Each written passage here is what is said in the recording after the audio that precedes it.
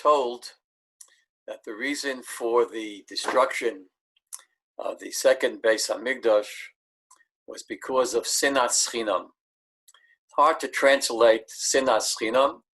Sinna, of course, means hatred. Sinas chinam means hatred for no good reason. I'd like to discuss with you the concept of hatred for no good reason, especially within the context of the family. In this talk, I will try to elaborate upon the opposite of sinas chinam, the opposite of hatred for no good reason, for no reason. And that would, of course, be Ahavat chinam, love, based on nothing, no special reason, no agenda, just pure altruistic love. And the role that Ahavat chinam can have within a family, within the dynamics of a family, mother, father, sister, brother, etc. I'm going to be drawing upon a thought from a Hasidic Rebbe in the middle of the 19th century. His name was Rabbi Yecheskel of Kuzmir, the Kuzmir Rebbe of Cheskel. He was a student of the famed Jose of Lublin, the seer of Lublin. Rabbi Yecheskel of Kuzmir focuses upon a family scene which is to be found in the Parsha of Vayigash, in the weekly Sedra of Vayigash. It's one of the most, frankly, one of the most emotional scenes in all of the Chumash, in all of the Torah. It's the scene of the ultimate reunion of Yosef and Binyamin, of Joseph and Benjamin. Two brothers, same father, same mother, closely connected in many ways. But Yosef was sold into slavery by his other brothers, his other 10 brothers. Binyamin wasn't around at that time. He wasn't involved in that sale of Yosef. And Yosef, of course, went through these many years of being in a pit, being sold into slavery, being thrown into a dungeon, and eventually of rising to power to become the viceroy of the Paro. And you know the story. Finally, Yosef can't take it any longer. He breaks down in front of the brothers and cries, and they become reunited. And then we read as follows. Vayipol al Tzavrei Binyamin Ochiv. Yosef fell upon the shoulders of his brother Binyamin. Vayefk, and Yosef cried. Uvinyamin bacha al Tzavorov. And Binyamin cried on his neck, on his shoulders. You notice, if you're very careful, that Binyamin fell upon Yosef's shoulder. Yosef fell upon Binyamin's shoulders. What is the meaning of that? Vayipol al Tzavrei Binyamin Achiv, vayevku Binyamin bacha al Tzavorov. Rashi says a very interesting thing. And they were crying because each of them had a certain degree of nevuah, power of prophecy. And Yosef foresaw that in Binyamin's territory, in the territory of the tribe of Benjamin, would eventually be that section of the city of Yerushalayim in which the Beis Hamikdash was situated. So the Holy Temple was in Binyamin's territory. And the Beis Hamikdash, Binyamin's Beis Hamikdash, it was in his territory, was destroyed not once but twice. Yosef fell upon Binyamin's shoulders, crying, "Oy, hundreds of years from now, this temple, this Beis Hamikdash on your property, on your territory will be destroyed." Ay, ay, ay, Vayev, he cried. Yosef cried on Binyamin's shoulders. But Binyamin cried on Yosef's shoulders because the Mishkan of Shiloh would eventually be in the territory of Ephraim. That's where Shiloh is. And there,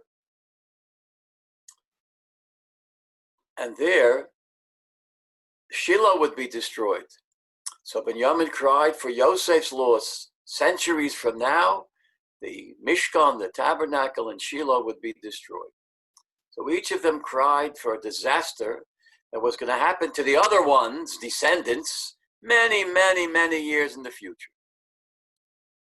So the Rebbe of Kuzmir, the Cheskel of Kuzmir, asks several questions. They really boil down to three.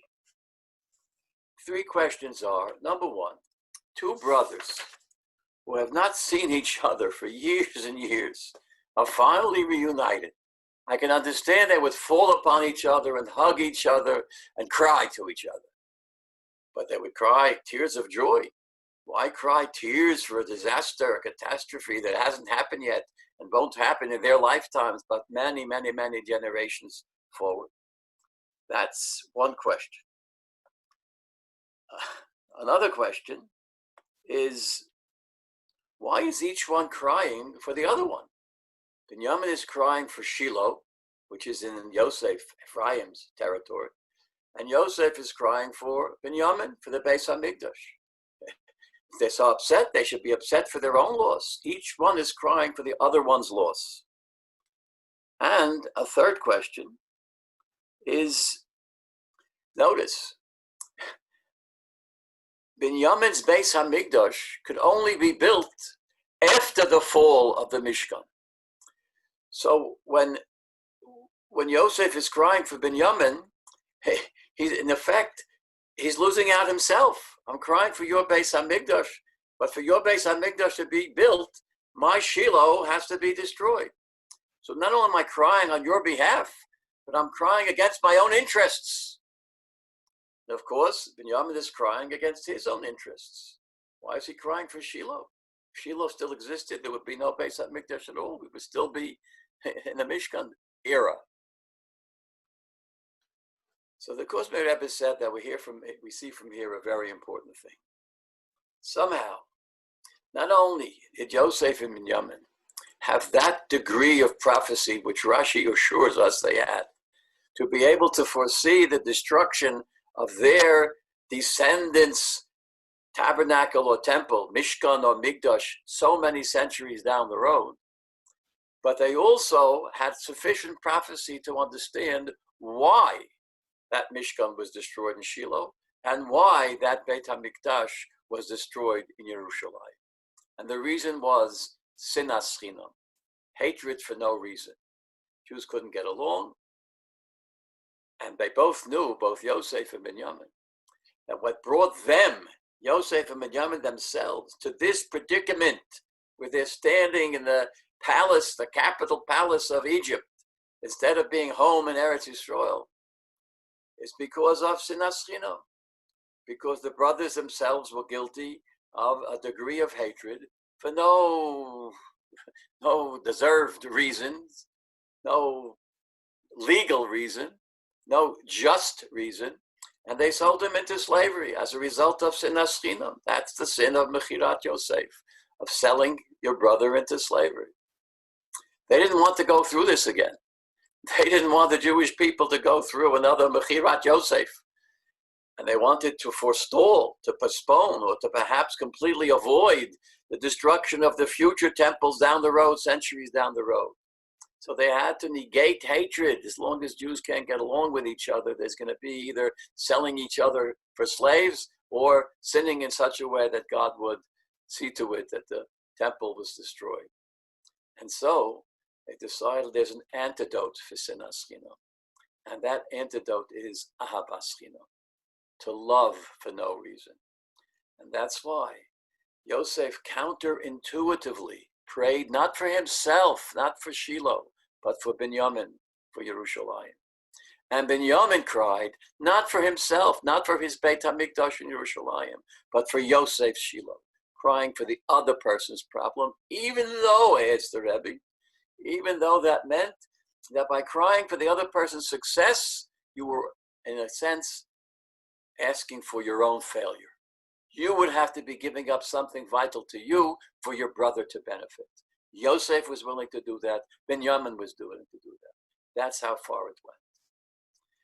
As the Rabbi Yechezkel Mekuzmir writes in a note in his classic Hasidic word, Nechmad Mizahav, there was a phrase in the Talmud which kind of encapsulates what we've been talking about. The phrase reads, Hamispalel biad chavero, v'hu tzorich liyosov dover. If I pray for you, and I need what you need, you have someone, your family is sick, and so do I, and I pray for you and the sick person in your family, then hu nenet chila.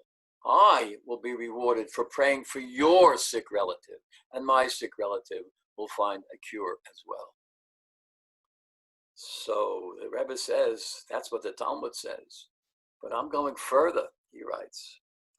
Sha'al yedei sheyispalel ba'ad chavero. Afilu sha'al yedei sheyispalel ba'ad chavero. Even if I pray for you, and in the process, I'm going to be losing out somehow. Right? Lo yihya lo. I'm not going to have what I need. Bal yachashosh lazeh. Don't be choshesh for that. Don't be concerned. You may lose out, but he'll gain. Pray for him. A powerful, powerful lesson. Within the context of the family, there is often the problem, and it's a universal human problem, that we think only of ourselves. What do I need? What's best for me? Within a family, certainly, one has to get over that tendency. One has to be able to learn what's best for the other person. What's best for my spouse? What's best for my children? Even if that might not be in my own short-term or even long-term interests. Nevertheless, what does she need? What does he need? What do they need as children?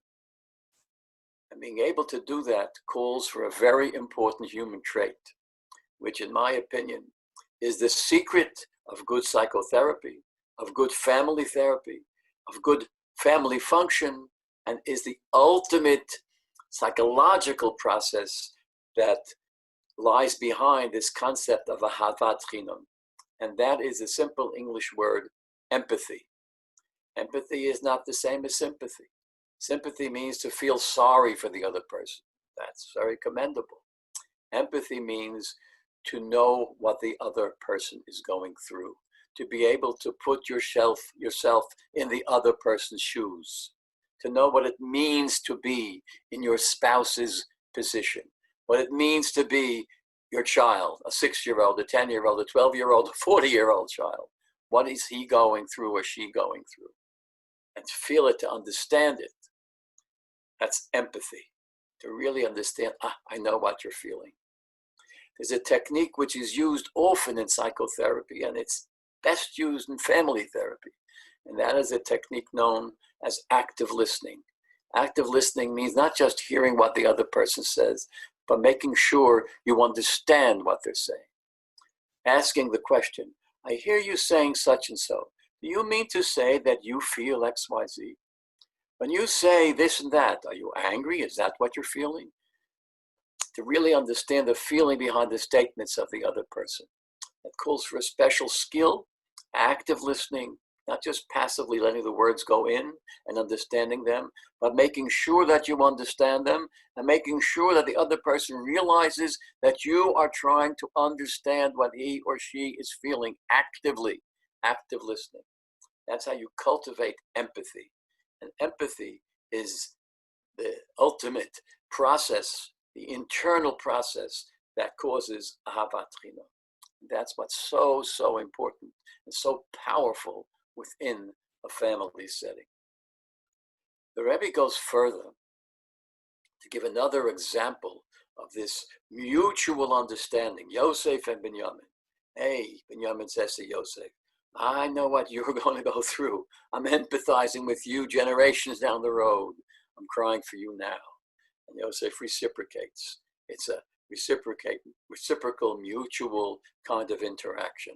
I feel what you're suffering is all about, and you feel what my suffering is all about. Another example of this is to be found when Esther, Queen Esther, is in the palace of Ahasuerus, and she learns through Mordechai that her people, the Jewish people, are in desperate, desperate trouble. And what does she say? She says to Mordechai, here's what I want you to do. Leich Kenos, go out and gather together as Kol HaYehudim, gather all the Jews. Listen carefully to the words. V'tzumu alai, and let them fast for me. Al tochlu v'al tishtu, shloshes yomim lailo v'yom. Let them fast for 3 full days, day and night, 72 hours. Let them fast and pray for me. V'gam ani v'na'arosai, and I and my maidservants, otzum kain, will fast kain, likewise, will fast likewise.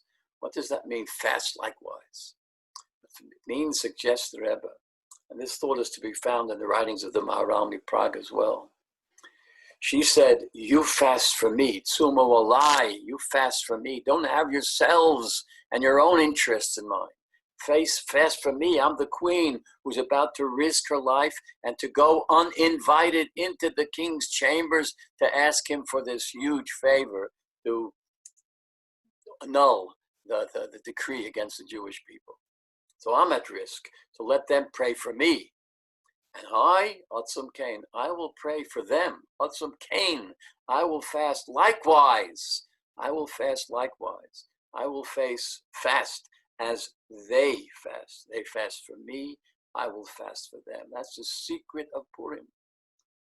I'm for you, you're for me. That's what Purim's all about, and it's best symbolized in Mishloach Manos Ish L'Reyehu. You send gifts to someone else, by the way. It does say Ish L'Reyehu, but the truth is, you can send those gifts on Purim to someone you don't even know, to someone who you don't even like, to someone who in some way your enemy. Send him Mishloach Manos, send him a gift on Purim. And he'll send back to you. It's reciprocality. That's the Ahavat Chinam. I'm not for myself, I'm for you. You're not for yourself, you're for me. Parenthetically, Maharal Prague in his Sefer Or Chadash on the whole theme, or all the themes of Purim, points out an interesting gematria. Esther asked them to fast for her for Shloshes Yomim Laila Vayom, 3 days, 24 hours, 3 times 24 hours, 72 hours. She asked them to fast for 72 hours. And she said, I will fast Kain. Kain, Chaf and Nun, 20 and 7 and 50 is 70. She didn't fast for 72 hours. She said, I'll fast Kain, I'll fast 70 hours. So Maharal suggests that after you fast for 72 hours, you're in no physical shape to go to meet the king Ahasuerus.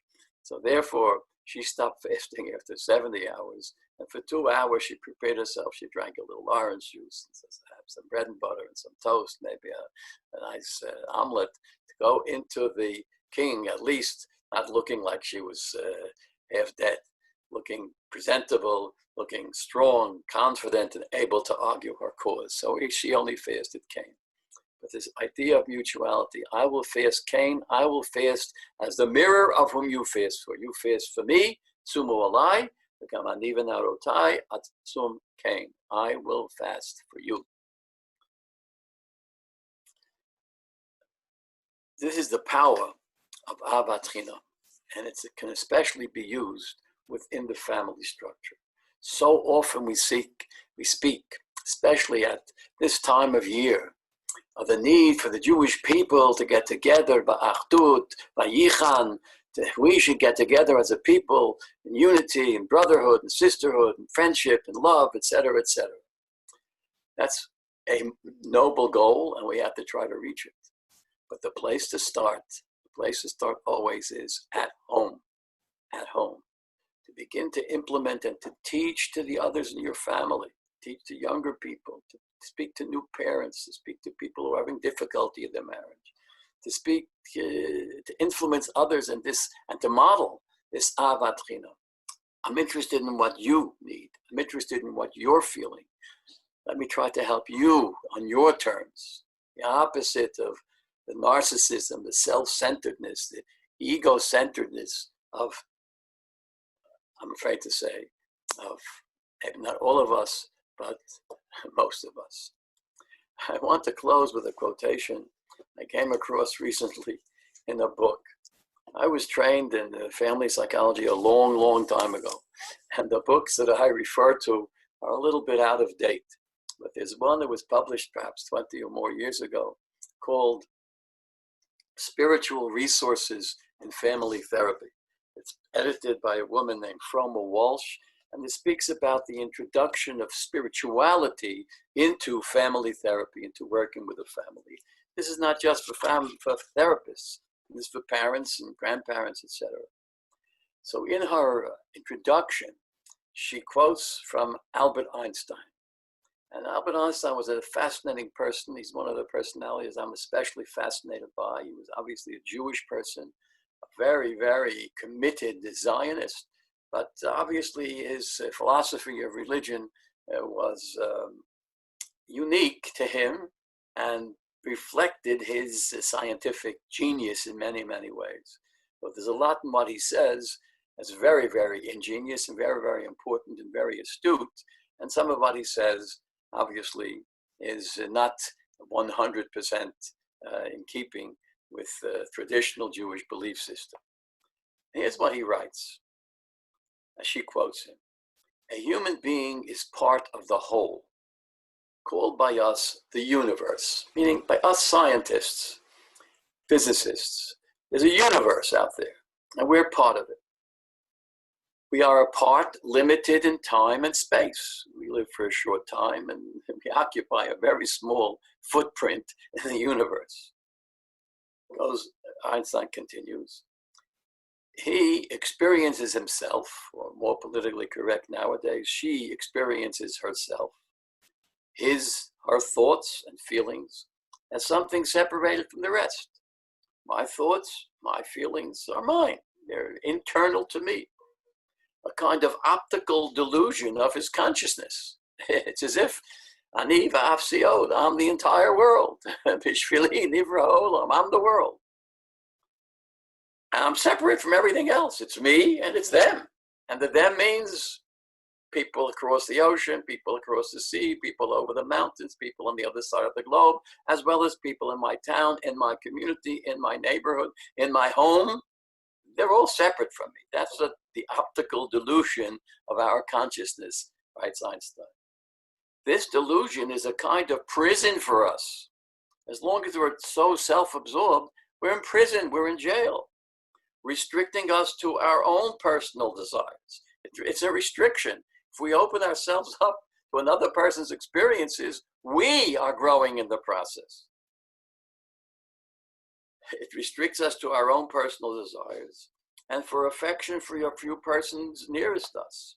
Our task must be to free ourselves from this prison by widening our circle of compassion. How beautiful he captures the essence of what I've been trying to convey. We must free ourselves from the prisons of ich, me, I. We must free ourselves from this prison of only seeing our own needs, our own experiences, our own feelings, our own attitudes, our own ideologies. And we must open ourselves up, free ourselves from the prison of self, and widen our circle of compassion to embrace others. This is the thought of Einstein. This is how he puts it so, so beautifully. This is the Ahavat Chinam, which is the theme of this entire conference of Vayichan, which is being presented by the Yeshiva HaKotel, and Kol HaKavod for them for initiating this process. But this is a brief talk trying to draw from Hasidic wisdom and apply it to the most important institution of mankind, and that is the institution of the family. And we all have success in implementing Ahavat Chinam in our own lives, within our own family, with our own circle, within our own community. And the ripple effect will extend not only to all of Klal Yisrael, but to all of the Almighty's creatures. Amen. Thank you for listening.